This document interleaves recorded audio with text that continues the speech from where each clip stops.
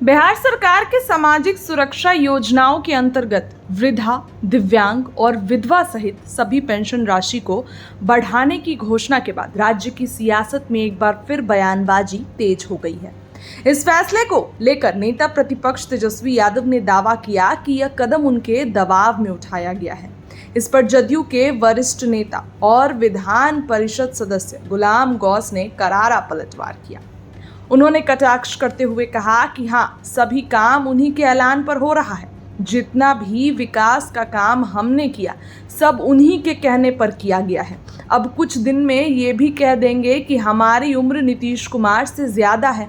कहने के लिए तो कुछ भी कहा जा सकता है, लेकिन जनता देख रही है, समझ रही है कि वास्तव में आखिर काम कौन कर रहा है।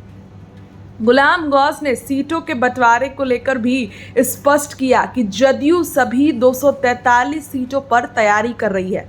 उन्होंने कहा कि हमारी पार्टी 115 से 120 सीटों पर कम नहीं लड़ेगी। देखिए, जदयू के तरफ से बयान आने लगे हैं। हम पूरी ताकत से मैदान में हैं ताकि अपने एनडीए सहयोगियों को भी मजबूती दे सकें। केंद्रीय गृह मंत्री अमित शाह ने हालिया बयान के समय का इंतजार कीजिए, वही बताएगा कि बिहार में मुख्यमंत्री चेहरा कौन होगा। इस पर प्रतिक्रिया देते हुए गुलाम गौस ने संतुलित जवाब दिया।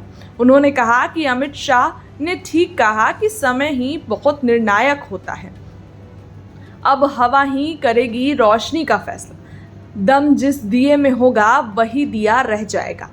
उन्होंने बिना नाम लिए विपक्ष पर तंज कसते हुए कहा कि हम किसी के मोहताज नहीं हैं। जिनकी सरकार खुद बैसाखी पर टिकी है वे हमें नसीहत दे रहे हैं। बिहार का अगला मुख्यमंत्री सिर्फ और सिर्फ नीतीश कुमार होंगे, उनके अलावा कोई नहीं। यह बात तो तय है। जब तक नीतीश कुमार साथ नहीं देंगे राज्य में किसी की भी सरकार नहीं बन सकती। जो लोग खुद हमारे सहारे खड़े हैं अब वे हमें ही नसीहत देने लगे हैं।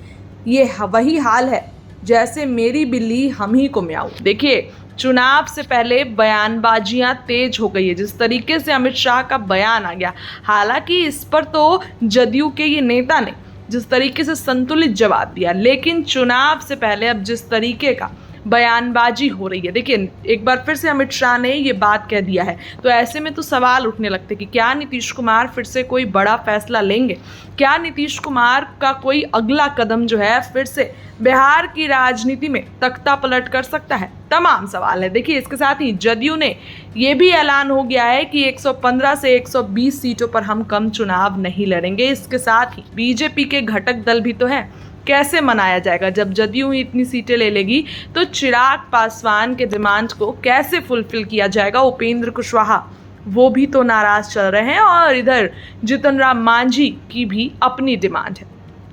लेकिन जदयू की तरफ से ऐलान हो गया है। फिलहाल इस खबर के लिए इतना ही। क्या कहना है कमेंट में बताइए। बहुत बहुत धन्यवाद।